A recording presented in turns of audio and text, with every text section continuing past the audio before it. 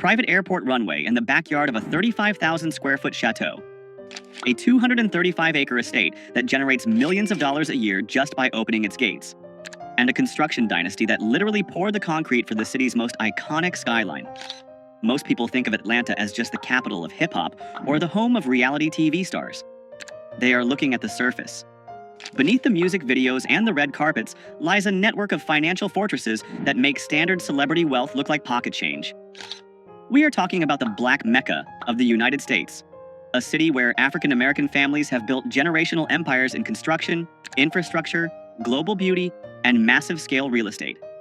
These are not just rich individuals. These are sovereign states operating within the city limits. They own the land, they own the banks, and they own the studios where Hollywood films its biggest blockbusters. We are tracking the property deeds, the government contracts, and the billion-dollar acquisitions to uncover the richest black families in Atlanta. Wait until you see number one. We are talking about a man who went from living in his car to owning a 330-acre former Army base, turning it into a production empire bigger than Warner Brothers, Paramount, and Sony combined.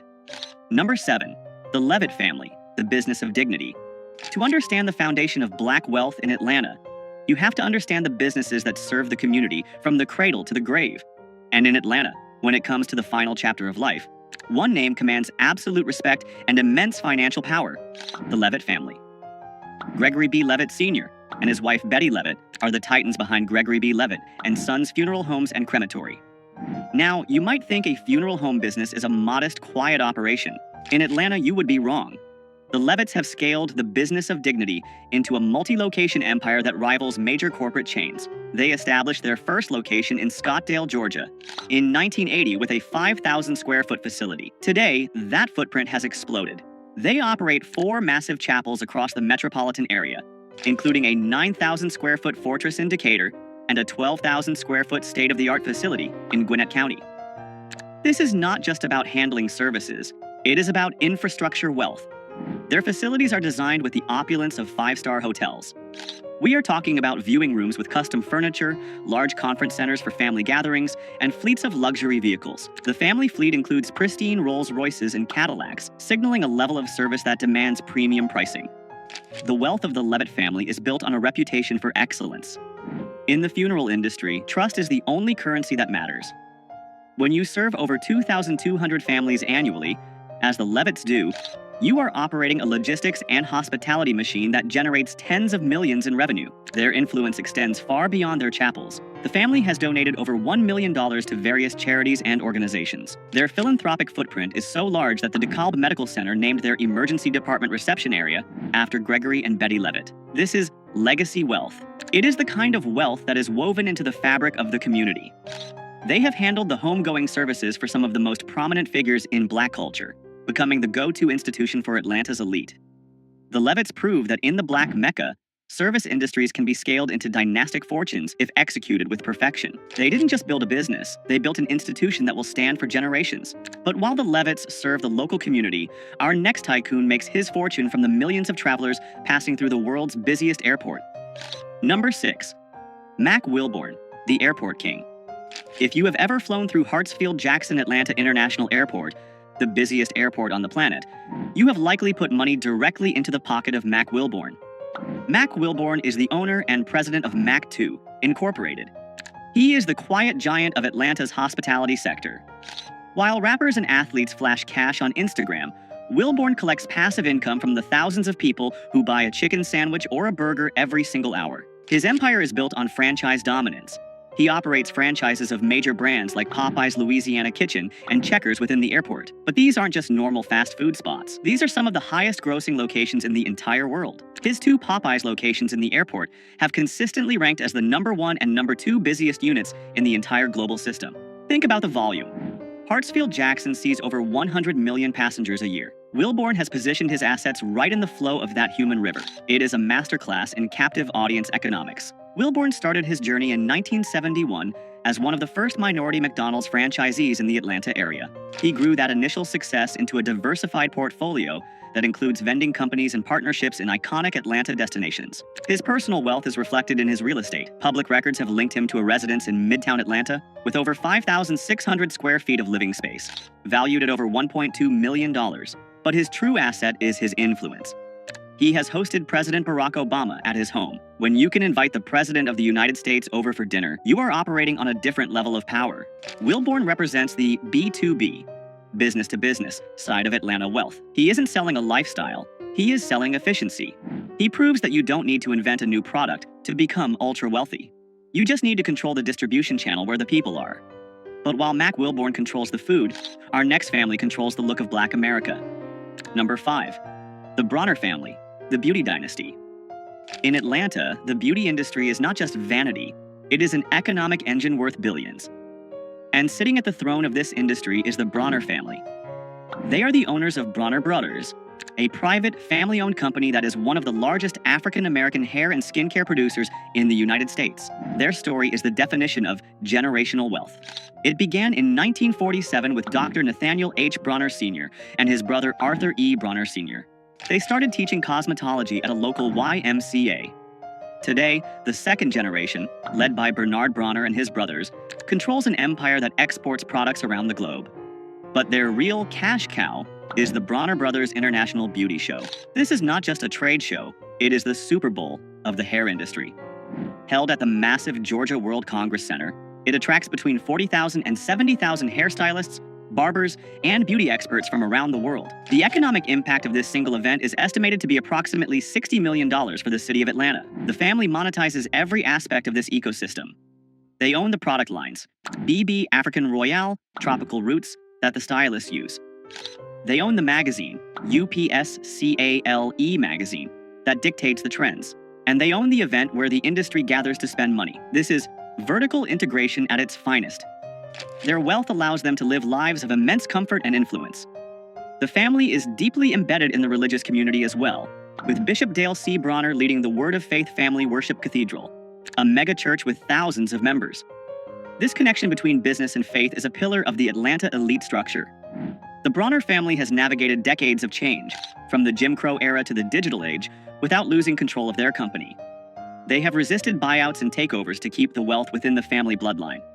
They prove that owning the culture, specifically the unique beauty standards and needs of the Black community, is one of the most lucrative positions in the market.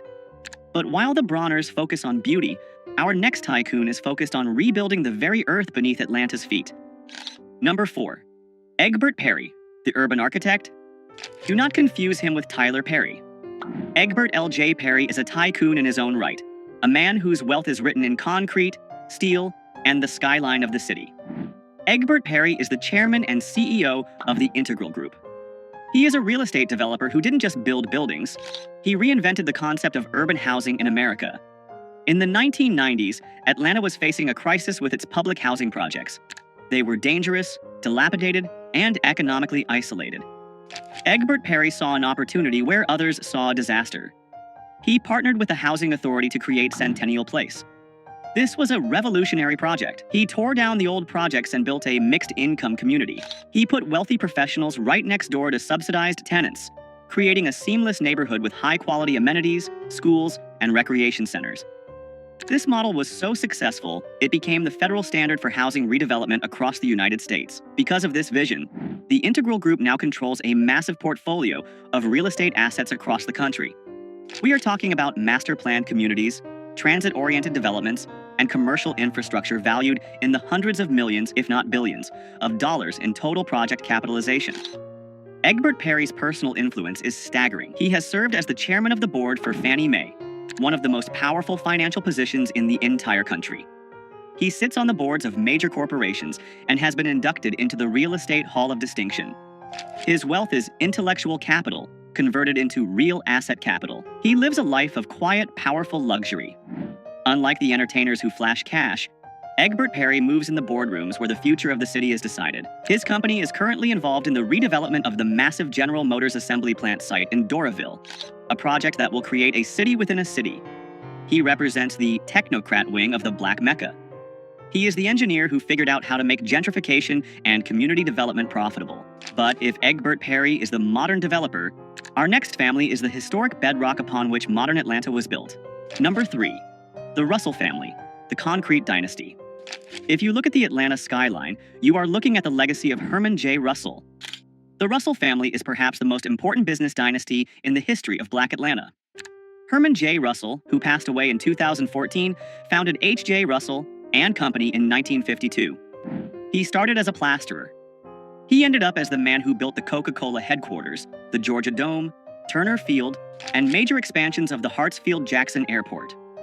Today, the company is run by his children, Michael Russell, CEO, H. Jerome Russell, President, and Donata Russell Ross. They have successfully transitioned the wealth from the founder to the second generation, a feat that many families fail to achieve. Let's look at the scale of their operation. H.J. Russell and Company is consistently ranked among the largest minority-owned firms in the United States.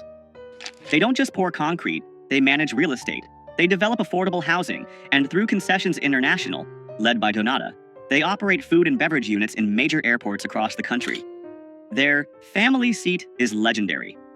Herman Russell's estate in Collier Heights, a historic, wealthy Black neighborhood, featured a 50-foot-long swimming pool where Dr. Martin Luther King Jr. used to swim. It was the boardroom of the civil rights movement. Today, the children continue to expand the empire. Jerome Russell is heavily involved in the Russell Innovation Center for Entrepreneurs, RICE. This is a 50,000 square foot business generator gifted by the family to the city. It is the largest center of its kind in the country dedicated to Black entrepreneurs. This is ecosystem wealth. The Russells aren't just rich, they are creating the infrastructure for the next 1,000 Black millionaires. Their personal real estate portfolios are vast, with holdings across Atlanta. They move with the confidence of a family that knows they literally built the walls the rest of the city lives behind. The Russell family proves that true power isn't just about having money in the bank, it's about having your name on the buildings. But now, we transition from the old money builders to the new money land barons. Our next entry is a rapper who realized that land is the only thing they aren't making any more of. Number 2. Rick Ross, the land baron of Fayetteville. Most rappers buy a mansion. Rick Ross bought a zip code. While he made his name in music, William Leonard Roberts II, known as Rick Ross, has pivoted into becoming one of the most asset-heavy celebrities in the South. His residence, which he calls the Promised Land, is the single largest private home in the state of Georgia. Let's break down the numbers because they are staggering. The estate sits on 235 acres of land in Fayetteville, just outside Atlanta. The main mansion is 54,000 square feet. It has 109 rooms. It features a dining room that can seat 100 people. It has a 350,000-gallon swimming pool, which is the largest residential pool in the United States. Ross bought this property from the legendary boxer Evander Holyfield for a reported $5.8 million in 2014. Today, with the renovations and the explosion in Atlanta real estate values, it is worth multiples of that figure. But here is the global status twist. Rick Ross doesn't just live there, he monetizes it. He turned his front lawn into a revenue stream. He hosts the Rick Ross Car and Bike Show, a massive annual event where thousands of people pay hundreds of dollars for tickets to see his car collection and walk on his grass. He turned his house into a convention center. And let's talk about that car collection. Ross owns over 100 cars, most of them classic Chevrolets and luxury Maybachs. He has a garage that looks like a museum, but he didn't stop at 235 acres. He recently spent another $4 million to buy an additional 87 acres adjacent to his property, expanding his kingdom even further. His business portfolio is equally dense. He owns over 25 Wingstop franchises. He owns Checkers and Rally's restaurants. He has partnerships with Bel Air Rosé and Rap Snacks. Rick Ross is the ultimate example of diversified hustle. He took the cash flow from rap music and poured it into tangible, hard assets, land, franchises, and classic cars. He cuts his own grass, literally, to save money and keep himself grounded, but he lives in a palace that was built for royalty. He proves that in the new Atlanta, you can start as a correctional officer, become a rap star, and end up as a landed gentry. But even the Promised Land pales in comparison to the sheer, industrial-scale dominance of our number 1 spot. This is a man who didn't just buy a house. He bought a military base. Number 1. Tyler Perry, the Sovereign of the South. We have arrived at number 1. The billionaire who redefined what is possible for a Black creative in America, Tyler Perry. Tyler Perry's wealth is estimated by Forbes to be $1.4 billion. But that number doesn't tell the full story. The story is in the land. Tyler Perry owns Tyler Perry Studios, a 330-acre production facility in southwest Atlanta. To put that size into perspective, you can fit the studios of Warner Brothers, Paramount, and Sony inside Tyler Perry's lot, and still have space left over. He purchased this land, which was the former Fort McPherson Army base, in 2015 for $30 million. It was the deal of the century. Today, that land is priceless. It is the only major motion picture studio in the nation owned by an African American. The studio features 12 massive sound stages, each named after a Black Hollywood legend like Sidney Poitier and Oprah Winfrey. It has its own replica of the White House, which he rents out to productions like The Oval. It has its own neighborhoods, a green screen building, and acres of woodlands. Marvel shoots Black Panther here. The Walking Dead filmed here. Every time a major studio needs a facility in the Hollywood of the South, they have to pay rent to Tyler Perry. But his personal lifestyle is just as astronomical. For years, he lived in a 17-acre estate in Buckhead that was so lavish it set records when he sold it. He sold it for $15 million to an evangelist, and it was later bought by Steve Harvey. This house featured a 70,000-gallon infinity pool and a ballroom underground. But Tyler Perry needed more space. He is currently building, and nearly finishing, a new massive estate near his studios that defies logic. Reports and aerial footage reveal a home that is more like a resort. It features a massive lap pool, organic farms for horses, and, get this, a private airplane runway in the backyard. Yes, a runway. Because when you are worth $1 billion and you own a private jet, you shouldn't have to drive to the airport. You should be able to fly directly into your living room. He also owns a private island in the Bahamas, White Bay Cay, where he built villas for his guests. He owns a mansion in Beverly Hills, which he famously lent to Prince Harry and Meghan Markle when they left the UK. His wealth comes from a crucial decision he made early in his career: ownership. He owns 100% of his content. Every Madea movie, every TV show like The Haves and the Have-Nots, every play, he owns the negatives. He didn't sell his rights for a quick check. He kept them. Now, he licenses that content to networks like BET for hundreds of millions of dollars. Tyler Perry is the ultimate manifestation of the Black Mecca dream.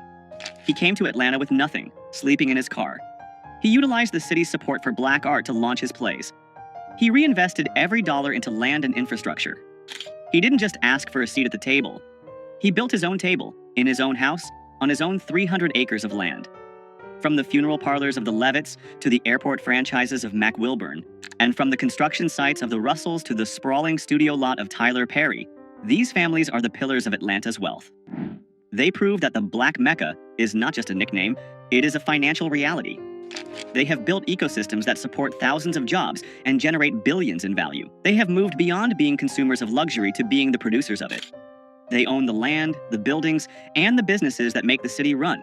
So, which of these empires impressed you the most? Was it the sheer scale of Rick Ross's Promised Land or the strategic genius of the Bronner family's beauty empire? Let us know in the comments below. And if you want to see how black wealth is exploding in other cities, click the video on your screen right now. You won't believe the fortunes being built in Houston, Texas. Subscribe for more deep dives into the world of hidden wealth. I'll see you in the next one.